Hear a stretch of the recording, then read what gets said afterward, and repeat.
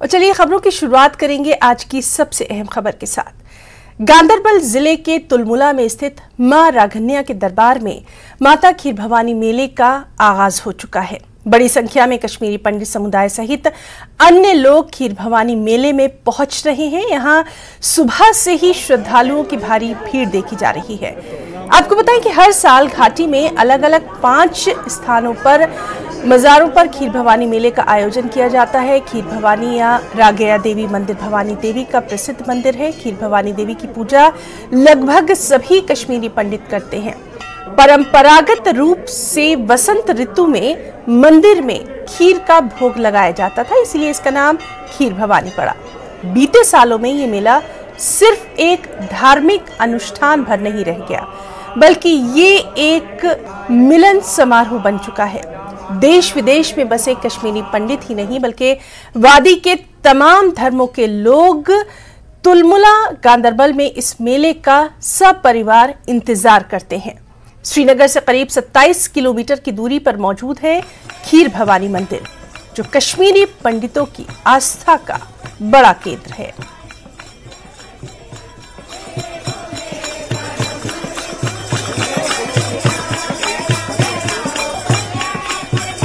और चलिए सीधे रुक करना चाहेंगे, हमारे साथ लगातार मौजूद है सुबह से हमारे 2 साथी, और समीर भट्ट है, सरोज कफील है।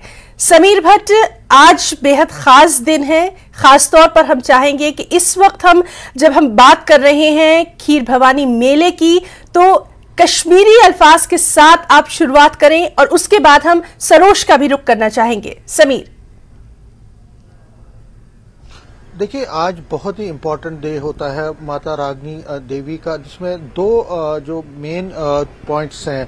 एक जो प्रथा है इस दिन की कि जो माता रागनी है, जिसको माता श्यामा भी कहते थे, वो लंका में वहां पे लंका में वो रहती थी। लेकिन जब रावण के अत्याचार वहां बढ़े, जुल्म बढ़ा, तो माता रागनी ने ये फैसला किया कि वो वहां नहीं रहेंगी। तो ऐसी धारणा है कि जो हनुमान है, उन्होंने वहां से उनको उठाया और फिर वो कश्मीर में आई।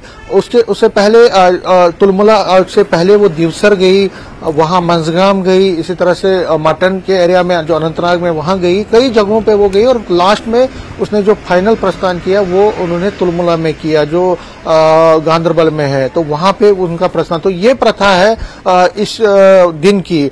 देखिए, ये जो खीर भवानी का मेला है, जिस तरह आपने कहा, ये एक कम्युनल हार्मनी का पहले से ही रहा है, पहले से इसका एक निशानी रही है। और जब से खीर भवानी मेला होता था, तो तकरीबन सभी जो हिंदू और जो कश्मीरी पंडित हैं और मुस्लिम हैं, वो इकट्ठा इसको मनाते थे। इकट्ठा मतलब मुस्लिम जो है वो अपना सपोर्ट करते थे, और कश्मीरी पंडित जब कश्मीर में रहते थे तो वहां दूर दूर के इलाके से वहां खनबरनियन जो दिवसर में है, मजगाम जो भी कुलगाम में ही है, और इस तुलमुला में लाखों लोग आते थे। और मिलिटेंसी के बाद कुछ सालों तक ये गहमा-गहमी कम रही, क्योंकि यहाँ जम्मू से और बाकी जगहों से कम तादाद में लोग वहां जाते थे बिकॉज ऑफ सिक्योरिटी कंसर्न। लेकिन अब हालात ठीक हो गए हैं, बहुत हद तक हालात ठीक हो गए हैं। तो जो कश्मीरी पंडित है, आपने देखा आज किस तरह से जबरदस्त रश देखने को मिला गांदरबल में, तुलमुला गांदरबल में, खीर भवानी जो मंजगाम में या बाकी जगहों पे। लेकिन अगर हम जम्मू की बात करें तो जम्मू में भी रश बहुत देखा गया। तुलमुला जो कि खीर भवानी जो यहाँ पे भवानी नगर में जो जानीपुर एरिया में तुलमुला का जो इस मंदिर का माता रागनी देवी का एक रिप्लिका बनाया गया है, जो कश्मीरी पंडितों ने जब वो माइग्रेशन करके जम्मू आए तो उसके बाद उन्होंने रिप्लिका बनाया। तो उस रिप्लिका उस मंदिर में भी आज हजारों की संख्या में लोगों ने हाजिरी दी, जिसमें हमने देखा कि जो यंगस्टर्स थे, जो कश्मीरी पंडित, देखिए बहुत सारे यंगस्टर्स अब जम्मू में नहीं है, वो बाहर जॉब करते हैं। कोई हैदराबाद में है, कोई मुंबई में, कोई दिल्ली में है, कोई कोलकाता में है, कोई फॉरेन में है। इस मौके पर वो यहाँ आए थे। हमने बहुत लोगों से बात की, ऐसे यंगस्टर से बात की, उन्होंने कहा कि इस दिन का इतना महत्व है कि वो अपना जहाँ जहाँ वो जॉब कर रहे हैं वहां से वो यहाँ पे आए, इस दिन छुट्टी ली और आज यहाँ जो भवानी नगर में जो मंदिर है उसमें उन्होंने हाजिरी दी और सुबह से ही वहां पे भजन कीर्तन चलता रहा। और अगर हम जगती की बात करें, जगती जो माइग्रेंट कैंप है वहां पे भी आज, क्योंकि वहां पे बहुत सारे कश्मीरी पंडित रहते हैं, तो वहां पे भी बहुत ज्यादा मंदिरों में रश था। और जिनसे हमने बात की उन्होंने कहा कि जो आस्था है, जो श्रद्धा है उनका इस दिन की, वो कम नहीं हुई है, वो ज्यादा बड़ी है। और दुआएं उन्होंने मांगी है सभी के लिए। सिर्फ उन्होंने ये कहा कि हम सिर्फ अपने लिए दुआ नहीं मांग रहे हैं, हम सभी लोगों के लिए दुआ मांग रहे हैं। जम्मू कश्मीर में जो लोग रहते हैं, पूरे इंडिया में जो रहते हैं लोग, वो भाईचारे से रहे, प्यार से रहे, मोहब्बत से रहे और उनमें उनको तरक्की की नई मंजिलें वो तय करे, उसके लिए उन्होंने दुआएं मांगी। और ये दुआओं का सिलसिला जो है ना, ये कल शाम से लगातार चल रहा है और कल सुबह तक ये चलता रहेगा। 48 घंटे सिर्फ दुआएं चलती रही हैं, भजन चलते रहे और प्रसाद भी बांटा गया। और हम ये कह सकते हैं जो मेला लगा यहाँ जम्मू में, वो गांधरबल में जो तुलमुला में जो मेला लगा उससे कम नहीं था, बिल्कुल बराबर का था। हजारों की तादाद में बिल्कुल। और बहुत जरूरी है इस तरह से अपने जो कल्चर है, अपनी तहजीब है, नई नस्ल को उससे रूबरू करवाना। और बिल्कुल ठीक आपने कहा समीर भट्ट के, इस बार जो जोशो खरोश है, लोगों की आस्था है, वो कुछ अलग ही रौनक जो है वो हर जगह बिखेरती नजर आ रही है। लगातार ये खीर भवानी मेले को हम लोग कवर करते रहे हैं, लेकिन इस बार जो लोगों के चेहरे पर खुशी नजर आ रही है वो वाकई में बहुत अलग है। सरोज कफील, आपका भी रुख करना चाहेंगे। लगातार सुबह से आप इस अहम खबर पर बने हुए हैं और किस तरह का जोशो खरोश, खास तौर पर यहां मैं नौजवानों का जिक्र करना चाहूंगी, अपने जो कल्चर है, अपनी तहजीब है, उसको करीब से देखने का मौका मिल रहा है। और सबसे अहम बात यह कि न सिर्फ कश्मीरी पंडित भाई यहां पर उनके लिए हैं, बल्कि जो मुसलमान हैं और भी जो तमाम मजाहिब के लोग हैं, सब लोगों का खूबसूरत संगम आज इस मौके पर देखने को मिल रहा है। सरोज। बिल्कुल बिल्कुल है ना। देखिए, सबसे पहले हम कहेंगे कि देखिए जो कलेक्टिव एफर्ट्स रहे हैं इस टाइम गवर्नमेंट ऑफ इंडिया के या जम्मू एंड कश्मीर एडमिनिस्ट्रेशन के, कहीं ना कहीं एक वो भी रीज़न है क्योंकि अगर आज एक कश्मीरी पंडित कश्मीर वापस लौट रहा है स्पेशली खीर भवानी जाने के लिए, तो कहीं ना कहीं शायद वो वैसा माहौल बना है नेशनली और इंटरनेशनली, एक वो रीज़न हो जाता है। दूसरा, मैं आपके सवाल पर आ जाऊँ जो आप अभी कह रहे थे कि कई सारे यंगस्टर्स है अभी वहाँ पर, हमारी भी बात हुई, आपने देखा होगा सुबह से ही हम लोग वहाँ से रिपोर्ट कर रहे हैं, तो कुछ ऐसे भी लोग हैं, कोई यंग जनरेशन है जिनका फर्स्ट टाइम विजिट था वहाँ पे। हाँ, वो कहते हैं कि कई सारी फोकलोर सुनी है हमने खीर भवानी की, खीर भवानी के बारे में कई सारे किस्से सुने थे उन्होंने बचपन में, और आज अपने पेरेंट्स के साथ वो ठीक उन्हीं जगहों पे विजिट कर रहे थे। और जब हमारी उनसे बात हुई, उनका कहना भी था कि जब हमारे जो फोर फादर्स हैं इन बातों का जिक्र करते थे, स्पेशली जब खीर भवानी मंदिर का जिक्र होता था, तो हम लोगों की एक सर्टेन सॉर्ट ऑफ इमेजिनेशन रहती थी, और आज वो इमेजिनेशन हमने पूरी होती हुई दिखी है यहाँ पे, क्योंकि हम लोग आज खुद यहाँ पे आए हैं। तो एक ये बात हो जाती है। और दूसरा, जब आपने कहा कि कम्युनल हार्मनी, जाहिर सी बात है, हम लोग अक्सर जब हम खीर भवानी की बात करते हैं तो कम्युनल हार्मनी का वहाँ पे बहुत ही उम्दा रोल रहता है। उसकी खास वजह यह है, आज जब हम है ना वहाँ पे थे, हम लोगों ने देखा कि आसपास के जितने भी घर वहाँ पे थे, उन्होंने कम से कम जितने भी श्रद्धालु थे जो अकोमोडेट नहीं हो पाए थे किन्हीं कारणों की वजह से, उन्होंने उन सब श्रद्धालुओं को अपने घरों में अकोमोडेट किया हुआ था। और वो एक खूबसूरत चीज है इस खीर भवानी की, एक वो तहजीब की। तो ये एक चीज देखने को मिली है खीर भवानी से। जी ना, बिल्कुल सरोज, और यही खूबसूरत तस्वीर जो है पूरी दुनिया में, पूरे मुल्क में जा रही है कि आखिर जो तहजीब, जो कश्मीरियत थी, वो आज भी जिंदा। और बिल्कुल आपने सही कहा कि कहीं ना कहीं पिछले दिनों जो एफर्ट्स रहे हैं गवर्नमेंट के, वो भी काबिल सताइश है। याया सुल्तान भी हमारे साथ मौजूद हैं, कुपवाड़ा से हैं। याया, आपका भी रुख करना चाहेंगे, आपसे भी जानना चाहेंगे, आज खीर भवानी मेले की जो रौनक है वो देखने लायक रही, किस तरह का कुपवाड़ा में नजारा रहा, और खास तौर पर नौजवान नस्ल के ताल्लुक से जरूर आपसे जानना चाहेंगे, उनका जोशो खरोश हमारे नाज़रीन तक पहुंचाइए। याया। जी हिना, आज दिन भर हम इसी कवरेज पे थे कि जो आज खीर भवानी टिकर जो मेला है वहां पर आज महाजर कश्मीरी पंडितों की एक बड़ी तादाद पहुंची। इतना ही नहीं बल्कि मुल्क के बाकी रियासतों से भी लोग आए थे। काफी चहल पहल खूबसूरत मनाजर दिन भर हमने देखे, लेकिन इस बीच जो है वो जज्बाती मनाजर भी हमने देखे। कई खवातीन जो हिंदू खवातीन पंडित खवातीन थी वो आज रो पड़ी जब उन्होंने अपने मुसलमान भाइयों और बहनों को देखा, आपस में बगलगीर हुए और रो पड़े, यानी कि जज्बाती मनाजिर हमने देखे। वो कह रहे थे कि वो 35 साल पहला वो पुराना कल्चर जो है वो आज हमें दिखाई दिया, क्योंकि सवेरे से ही मुसलमान भाई और बहन जो थे वो इस इंतजार में थे कि कब हमारे पंडित भाई आ जाएंगे और इस पूजा पाठ में हिस्सा लेंगे। और वो खूबसूरत तस्वीर जो जम्मू कश्मीर की मानी जाती है वो तस्वीर आज एक बार फिर हमें दिखाई दी, क्योंकि वहां एक तरफ हिंदू एक तरफ मुसलमान भाई भी इकट्ठे बैठे थे और वही पुरानी तर्ज पे वो बातें हो रही थी। वो जज्बाती मनाजिर हमने आज देखे। नए नौजवान जो थे जिनमें छोटी बेटियां थी, बच्चे थे, उन्होंने कहा कि आज हम पहले कई जो श्रद्धालु थे जो पहली बार आज इन्होंने इस मिशन में हिस्सा लिया, वो कह रहे थे कि हमें अपने बाप दादाओं से पता चलता था कि इस तरह की रौनक होती थी, लेकिन हमें नहीं मालूम था। आज वो 35 साल के बाद जब उन्होंने वो रौनक देखी तो उनके चेहरे भी खिल उठे और पूरे इस इलाके में जो है हमने कहा कि रौनक थी। जिस तरह अभी भी हमारे एक और नुमाइंदे कह रहे थे कि सरोज जी, वो कह रहे थे कि कुछ लोगों ने जगह दी उन्हें अपने घरों में, वही सूरत हाल हमने कुपवाड़ा में भी देखी। शाम जो ही हुई, सवेरा जब था तो चाय लेकर आए, दीगर चीजें लेकर आई मुसलमान भाई, कहा कि आज हमारे हिंदू भाई यहाँ पर आए, यानी कि वो तहजीब वो कल्चर जो हमारा कश्मीर का माना जाता है। और एक और बात उन्होंने कहा कि कई लीडरान जो है सियासी लीडरान वो भी आए, उन्होंने कहा कि कश्मीर तब तक यही खूबसूरत तस्वीर लगातार हम न्यूज़ 18 JKLH पर अपने नाज़रीन तक पहुंचा रहे हैं।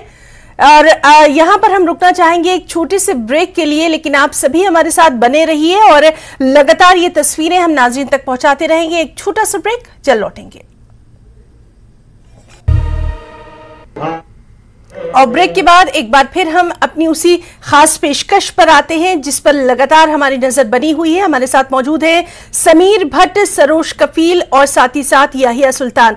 समीर, आपका रुख करना चाहेंगे, आपसे हम जानना चाहेंगे, जिस तरह से आपको भी याद होगा बचपन जब यहाँ पर लोगों का रहा था उस वक्त एक खास मेला लगता था और उस वक्त जो कौमी यकजहती का यहाँ पर मुजाहरा किया जाता था, जो खट्टी मीठी यादें थी, हमने देखा कि सोशल मीडिया पर तमाम लोगों ने उन यादों को आज साझा किया और कहीं ना कहीं ये दर्शाता है कि किस तरह से आज भी लोग एक दूसरे के साथ इस तरह की तकरीब में, इस तरह के तीज त्योहार में रहना चाहते हैं। और खास तौर पर जिस तरह से हमारे साथी सरोज बता रहे थे कि खास इंतजामात किए गए हैं, सुरक्षा को लेकर भी खासी वहां पर चौकसी बरती गई। सबसे अहम ये कि ये बेहद खास मौका रहा एक दूसरे के साथ आने का।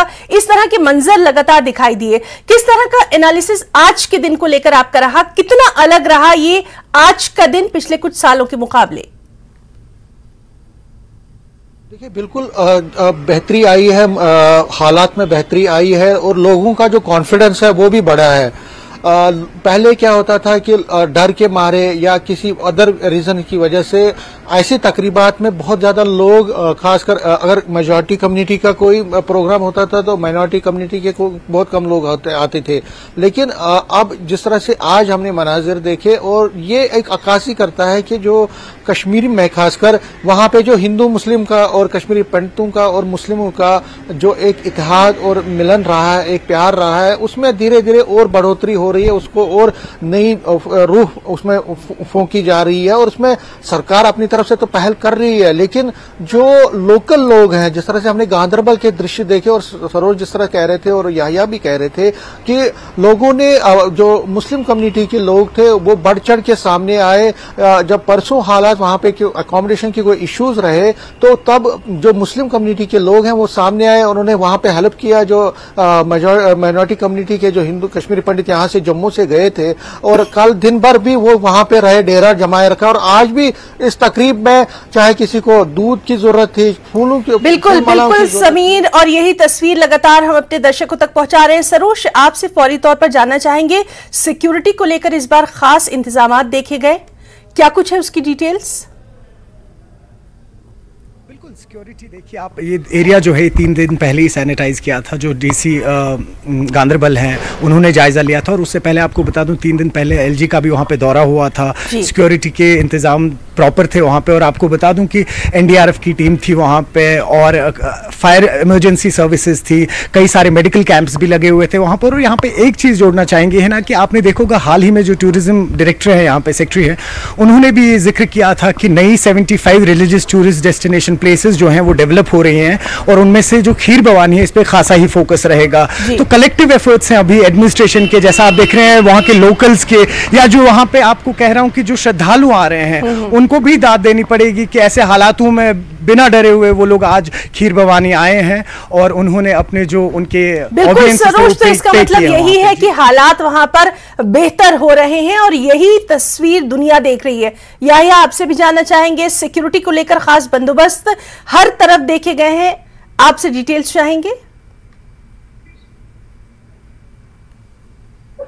जी हिना, आज अगर हम बात करें कि सिक्योरिटी के पुख्ता बंदोबस्त किए गए थे, अगर हम कहेंगे कि फोर्सेस, सीआरपीएफ, पुलिस और फौज की टुकड़ियां भी इलाके में नजर आई, और सवेरे से ही हमने देखा कि पूरे इस इलाके को जो है, जिस तरह सरोज ने कहा कि सैनिटाइज किया गया था, 3 टायर जो यहाँ पर सिक्योरिटी के पुख्ता बंदोबस्त किए थे। और इस बीच श्रद्धालु यानी कि जायरीन की एक बड़ी तादाद ने पूजा पाठ में हिस्सा लिया, और अकीदत और एहतराम से उन्होंने आज इस पूजा पाठ में हिस्सा लिया। और सबसे बड़ी बात यह थी कि सिक्योरिटी के बंदोबस्त को लेकर इसके साथ साथ भी आज हवन का एहतमाम किया गया, और हवन में आज जम्मू कश्मीर के अमन, खुशहाली और तरक्की के लिए खुसूसी दुआएं की गई, जिसमें आज पंडितों की एक बड़ी तादाद ने उस हवन में शिरकत की।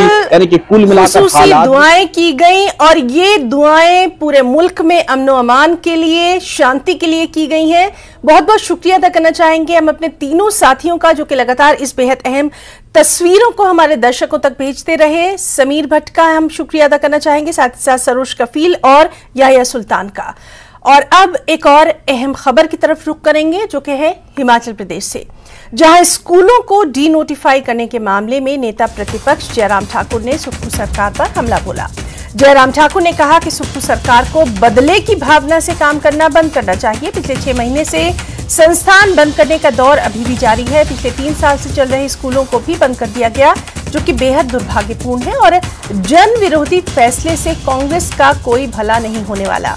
आपको बताएं कि कल ही सरकार ने छात्रों की कम संख्या को देखते हुए 90 स्कूलों को डी नोटिफाई किया है। जिन स्कूलों को डी नोटिफाई किया गया उनमें 20 middle school, 34 high school, 36 senior secondary school शामिल है।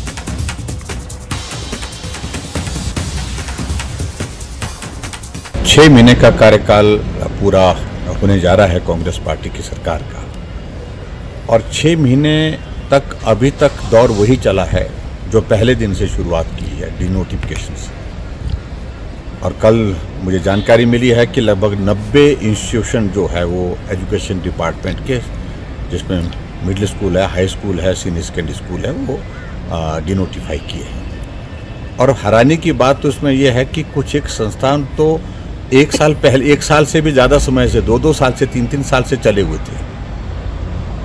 क्या पैरामीटर्स उसमें तय किए, और सारी चीज़ों को लेकर के मैं यही कहना चाह रहा हूँ कि हिमाचल प्रदेश में ये बदले की भावना से काम करने का दौर, और दूसरा इस प्रकार से जन विरोधी निर्णय लेकर के कांग्रेस पार्टी अगर चाहती है कि उसका भला होगा, तो मैं समझता हूँ कि वो बहुत बड़ी गलतफहमी में है। और आज मैं इतना ही कहना चाह रहा हूँ कि जो संस्थान बंद किए हैं उससे दूर दराज के इलाके में बहुत सारे बच्चों को, जिनने एडमिशन्स ले ली थी, जिनने पढ़ाई शुरू कर दी थी, स्टाफिंग हो चुकी थी, उनको बहुत बड़ी कठिनाई का सामना करना पड़ेगा। और ऐसे में मेरा मुख्यमंत्री जी से निवेदन है, सारी बात के लिए, बार बार इस बात के लिए हम आग्रह कर रहे हैं कि ये इस प्रकार से जो निर्णय लिए हैं उनको पुनः विचार करें, और जनहित में हिमाचल प्रदेश में जो संस्थान लोगों की मांग पर खोले गए हैं उनको चलने दें। और सीधे रुख करना चाहेंगे, हमारे साथ मौजूद हैं हमारे सहयोगी राजेंद्र शर्मा। राजेंद्र, जब से डी नोटिफिकेशन का ये नोटिफिकेशन जो है जारी किया गया, उम्मीद यही की जा रही थी कि सियासत भी इस पर होना है, आपसे डिटेल्स चाहेंगे।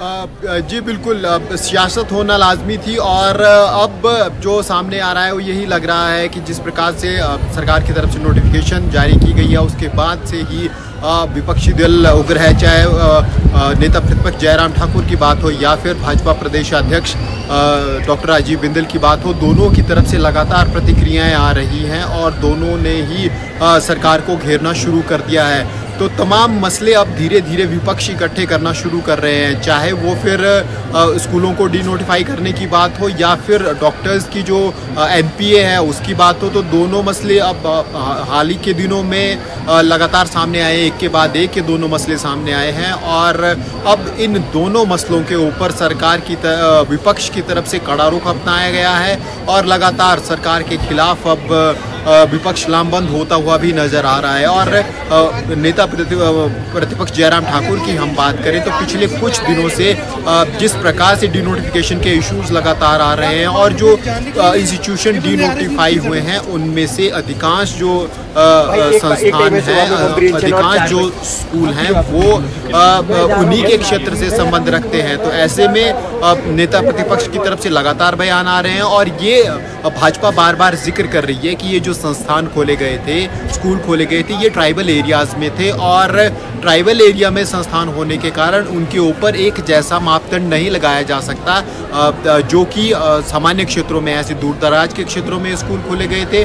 और कांग्रेस का ही जिक्र किया जाता है कि जिस प्रकार से कांग्रेस के पूर्व मुख्यमंत्री कहते थे कि एक बच्चे के लिए भी स्कूल जरूरी है, लेकिन अब सरकार हवाला दे रही है कि इतनी स्ट्रेंथ स्कूलों में बच्चों की होनी चाहिए या इतनी होनी चाहिए, उसको लेकर विपक्ष लामबंद है। वहीं दूसरी तरफ जो डॉक्टर्स का इशू है एनपीए को लेकर, उसको लेकर भी लामबंद है विपक्ष और लगातार ये बात कही जा रही है कि जिस प्रकार से हिमाचल प्रदेश में ट्राइबल एरियाज में या हम कह सकते हैं ग्रामीण क्षेत्रों में, क्योंकि अधिकांश आबादी हिमाचल प्रदेश की ग्रामीण क्षेत्रों में रहती है, तो वहाँ पर सेवाएं पूरी तरह से सरकारी स्ट्रक्चर के ऊपर निर्भर है और ऐसे में एनपीए डॉक्टरों का बंद करना ये भी बड़ा इशू अब विपक्ष की तरफ से बनाया जा रहा है। तो हम कुल मिलाकर कह सकते हैं कि विपक्ष लगातार सरकार को घेरने की कोशिश कर रहा है और ये कोशिश है कि कोई भी मौका ना छोड़ा जाए जिस पर सरकार को ना घेरा जाए। और वहीं सरकार की तरफ से लगातार जो रुख पहले दिन से सरकार ने अपनाया हुआ है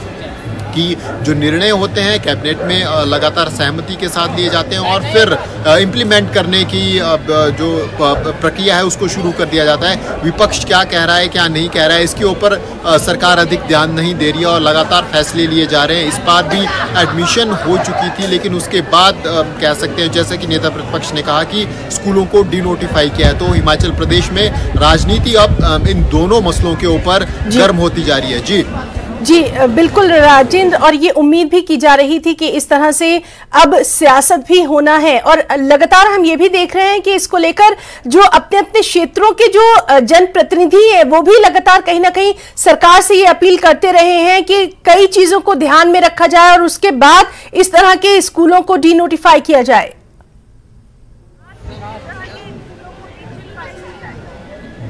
बिल्कुल, और कांग्रेस की ही हम बात करें तो प्रतिभा सिंह का बयान आया, हालांकि लिखित बयान आया है कि जो दूर दराज के क्षेत्र है वहां पर स्कूलों को डीनोटिफाई नहीं किया जाए। ये अपील उन्होंने सरकार से की है क्योंकि ट्राइबल एरिया है, ज्योग्राफी टफ है हिमाचल प्रदेश की, तो ऐसे में बड़ा ये कठिन हो जाता है छोटे बच्चों को स्कूल जाना। तो ये लगातार अपील कांग्रेस के नेताओं की तरफ से भी की जा रही है, जो बड़ी बात सामने आ रही है। तो ऐसे में राजनीति अब कांग्रेस के अंदर बिल्कुल राजेंद्र, और राजनीति गर्मा गई है, क्या कुछ बयानात का सिलसिला रहता है उस पर भी लगातार नजर बनी हुई है। बहुत बहुत आपका शुक्रिया अदा करना चाहेंगे तमाम तर जानकारी दर्शकों तक पहुंचाने के लिए।